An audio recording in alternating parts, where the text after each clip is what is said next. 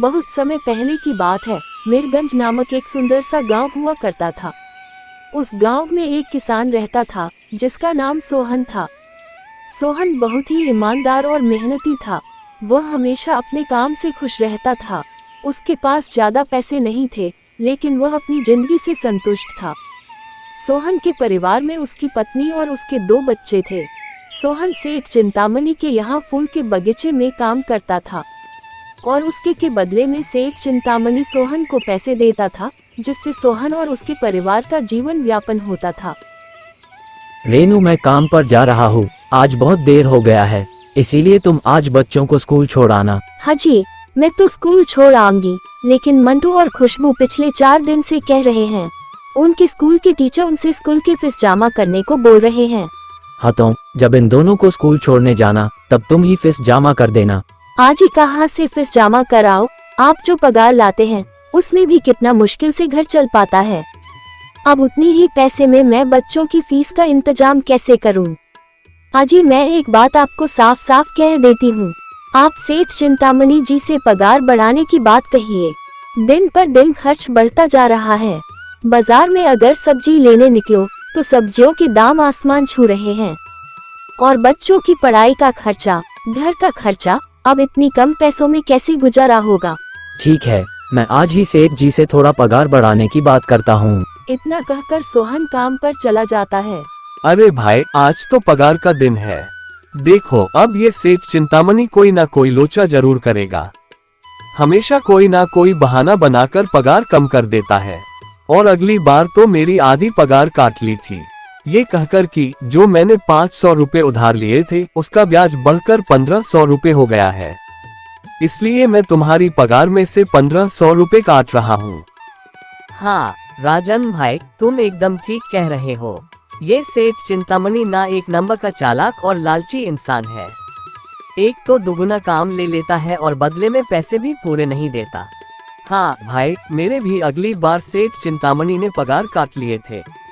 मैंने बस 2 छुट्टी ली थी जब मेरी बिटिया बहुत बीमार थी, और इस चिंतामणि ने इस बात का फायदा उठाकर मेरी पूरी आधी पगार काट ली। हे भगवान, सेठ चिंतामणि जी इस बार मेरी पूरी पगार दे दे। मेरे बच्चों के स्कूल का फीस भी भरनी है।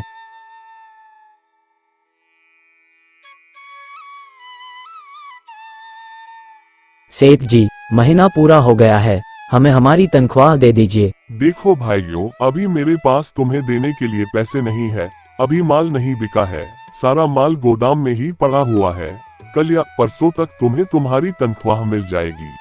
पर सेठ जी, अभी हमारे पास बिल्कुल पैसे नहीं बचे हैं। घर का भी सामान लाना है, बच्चों के फीस भरनी है। अरे मैंने कहा तो 1-2 दिन और रुक जाओ, कल या परसों तक पैसे मिल जाएंगे। अभी मेरे पास पैसे नहीं है। सभी मजदूर किसान निराश मन से अपने अपने घर आ जाते हैं। ए जी, क्या हुआ? आज कितना पगार मिला? रेनू, आज पैसा नहीं मिला। सेठ जी ने 1-2 दिन इंतजार करने को बोले हैं। सेठ जी समय पर कभी पैसे देते ही नहीं है। अब तो बस हम इंतजार के सिवा और कुछ नहीं कर सकते। 1-2 दिन की बात है, देख लेते हैं। ऐसे ही 2 दिन गुजर जाते हैं। 2 दिन बाद सेठ चिंतामणि सबको पगार देता है। अरे मोहन, ये ले अपनी इस महीने की पगार। सेठ जी, ये तो बस 2000 है। मैंने तो इस महीने 3000 तक का काम किया है। हाँ, काम तो किया है, लेकिन तूने 1-1 घंटे आराम भी तो किया है। ये पैसे उसी आराम के काटे हैं। पर सेठ जी, आपने तो कहा था 8 घंटे काम के महीने में 3000 मिलेंगे, और मैंने तो 8 घंटे काम किया है। देख मोहन, मुझे ज्यादा हिसाब किताब ना समझा। ये 2000 रख अगर चाहिए तो, और अगर नहीं चाहिए तो कहीं और काम ढूंढ ले। बेचारा मोहन के पास उन पैसे को लेने की सिवाय और कोई रास्ता नहीं था। मोहन चुपचाप वह पैसे रख लेता है। सोहन, ये लो तुम्हारे 2500 रुपए। पर सेठ जी, 2500 क्यों? मेरे तो पूरे 3000 बनते हैं ना। मैंने तो कोई छुट्टी भी नहीं की और ना ही कोई आराम। मैंने तो अपना सारा काम समय पर किया है। हाँ, समय पर तो किया है, पर इस समय बाजार में फूलों का दाम काफी सस्ता हो गया है। इस वजह से अभी तुम्हें भी पगार कम ही मिलेगी, जब तक फूलों का दाम नहीं बढ़ता। पर सेठ जी, बात तो 3000 की हुई थी ना। अब 2500 में मैं कैसे घर चलाऊंगा? बच्चों की स्कूल की फीस भी भरनी है। सेठ जी, इस बार आप पूरे पैसे दे दीजिए। 2500 ही मिलेंगे। तुझे यहाँ काम करना है तो कर, वरना कहीं और काम ढूंढ ले। बेचारे सोहन के पास भी उन पैसे को लेने की सिवाय और कोई रास्ता नहीं था। अरे भाई, ये सेठ चिंतामणि एक नंबर का बेईमान इंसान है। सारे पैसे अपने जेब में भर लेता है और बहाने बनाता है कि फूलों के दाम सस्ते हो गए हैं। देख लेना, हम गरीबों की किसी न किसी दिन इसे जरूर हाय लगेगी। नहीं मोहन, ऐसे नहीं कहते, वह हमारे अन्नदाता है, आखिर उन्हीं के वजह से तो हमारा घर चल रहा है। अरे काहे का अन्नदाता, काम के पूरे पैसे तो देता नहीं है। पूरे महीने मेहनत करके भी क्या मिलते हैं, बस ये 2000 रुपए, इसमें घर खर्च कैसे चलाएं? ऐसे तो हम कभी तरक्की नहीं कर पाएंगे।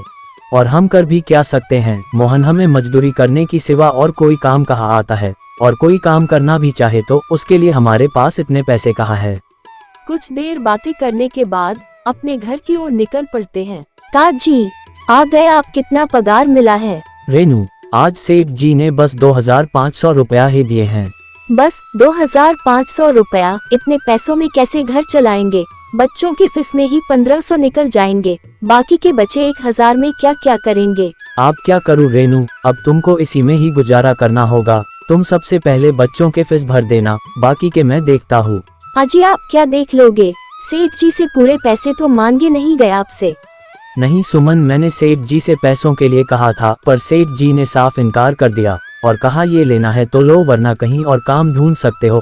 मैं सोच रहा हूँ कि मैं कहीं और भी काम ढूंढ लूँ। सेठ जी के यहाँ से काम करने के बाद मैं दूसरी जगह पर काम किया करूँगा, इससे कुछ ज्यादा आमदनी हो जाएगी। आज ही मैं सेठ जी के यहाँ पर काम करने के बाद और भी जगह काम ढूंढने जाऊँगा। इतना कहने के बाद सोहन काम पर निकल जाता है। जैसे कि सोहन ने कहा था, वह चिंतामणि के यहाँ काम करने के बाद वह काम की तलाश में निकलता जाता है। सोहन पूरे गांव में काम ढूंढता है, दुकानों पर जाकर लोगों से काम मांगता है। फिर हर जगह सोहन को निराशा ही हाथ लगती है। अंत में थक हार कर सोहन घर जाने लगता है। तभी वह देखता है कि अचानक बहुत सारे भैंसों का झुंड उसकी तरफ दौड़ा आ रहा है। ये देखकर सोहन बहुत डर जाता है। वह इधर उधर देखता है तो उसे एक गुफा दिखती है और वह गुफा में जाकर छुप जाता है। जब भैंसों का झुंड वहां से निकल जाता है, तब सोहन की जान में जान आती है। सोहन ये सब सोच ही रहा था कि तभी उसकी नजर गुफा में रखी एक टोकरी पर जाती है। सोहन उस टोकरी के पास जाता है। सोहन जैसे ही उस टोकरी को हाथ लगाता है, गुफा में से एक आवाज आती है, सावधान हो जाओ, इसे छूने की कोशिश मत करो। यह आवाज सुनकर सोहन एकदम पीछे हट जाता है।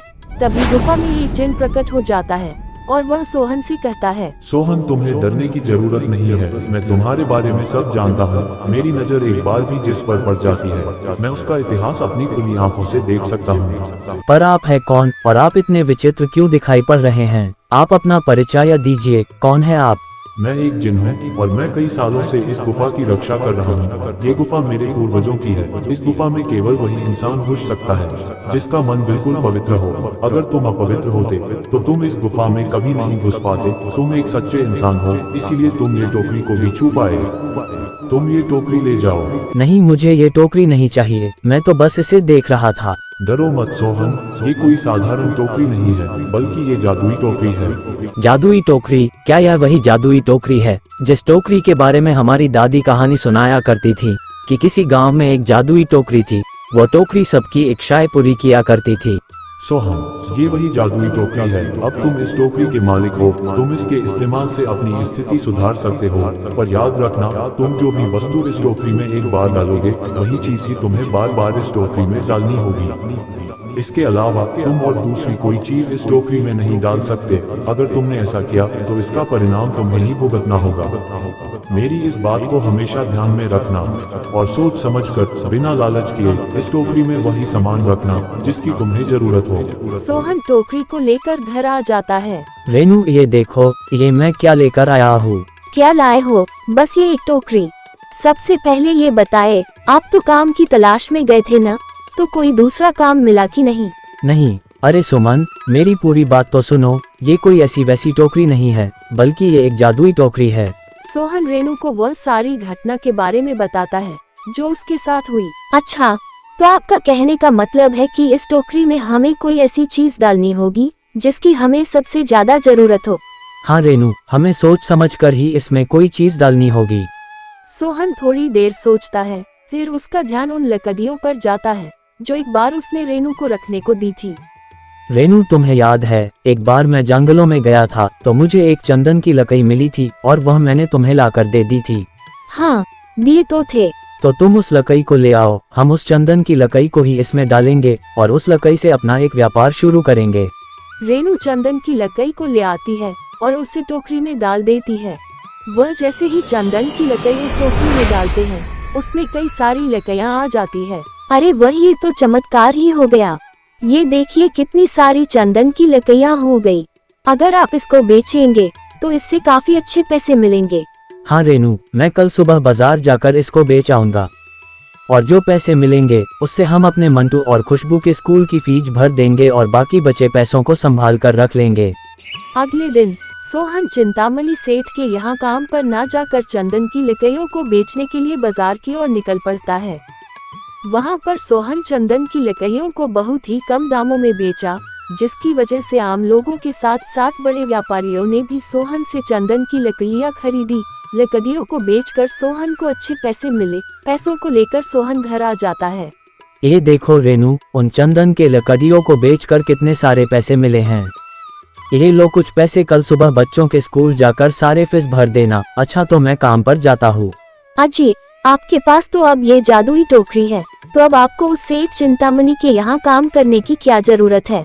हाँ रेनू, मैं सेठ चिंतामणि जी के यहाँ काम पर नहीं जा रहा, बल्कि मैं तो वहाँ पर जा रहा हूँ जो काम कर रहे बाकी के मजदूर किसान हैं। उन्हें ये खुशी की खबर देने जा रहा हूँ, क्योंकि सेठ चिंतामणि जी से मेरे साथ साथ वो मजदूर किसान भी बहुत परेशान थे। इसलिए अगर मेरा भला हो रहा है तो क्यों ना मैं उन सभी का भला करूँ। वह सभी बहुत ईमानदार मजदूर हैं, वह सभी बहुत मेहनत से काम करते हैं, मगर चिंतामणि ने कभी भी उनको उनकी मेहनत के सही पैसे नहीं दिए। इसलिए मैंने सोचा है क्यों ना मैं उनको अपने इस काम में शामिल कर लूँ। हाँ जी, बात तो आपकी बिल्कुल सही है। अगर आप सभी लोग एक साथ मिलकर काम करेंगे तो हम सब बहुत जल्द ही तरक्की हासिल कर लेंगे।